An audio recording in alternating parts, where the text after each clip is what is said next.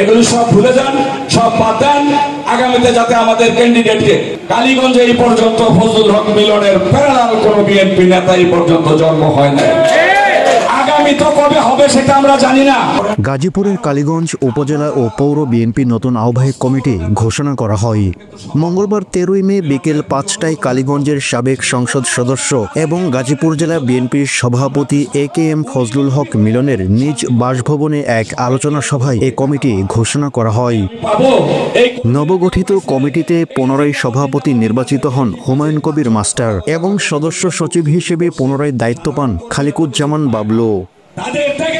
সভায় প্রধান অতিথি ছিলেন সাবেক এমপি AKM ফজলুল হক মিলন। এ সময় উপজেলা বিএনপি সিনিয়র নেতৃবৃন্দ, ইউনিয়ন পর্যায়ের সভাপতি ও সম্পাদক সহ অঙ্গ ও সহযোগী সংগঠনের নেতাকর্মীরা উপস্থিত ছিলেন। আলোচনা সভার আগে দুপুর 2টায় খালিকুজ্জামান বাবলুর নেতৃত্বে উপজেলার বিভিন্ন ইউনিয়ন থেকে শত শত মোটরসাইকেল শোভাযাত্রা নিয়ে নেতাকর্মীরা চুপাইয়ের স্কুল মাঠে জড়ো হন। বিশাল এ জনসমাগমে মাঠ কানায় কানায় পূর্ণ হয়। ড্রোন ক্যামেরায় ধারণ করা হয় দৃশ্যপট।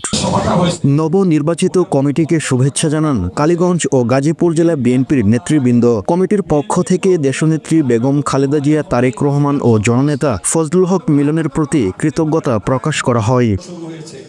মনে করেন না গত 17 বছরের নিপীড়ন নির্যাতন শেষ হয়ে গেছে, নতুন নির্যাতন সামনে আসছে। আল্লাহর কাছে দোয়া, সবাই আসছেন। সুতরাং এগুলো সব ভুলে যান, সব বাদ দেন।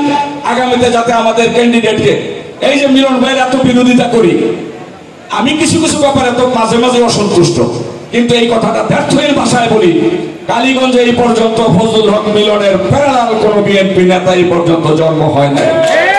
আগামী তো কবে হবে সেটা আমরা জানি না। উনি এমপি হলে শান্তি পাবো।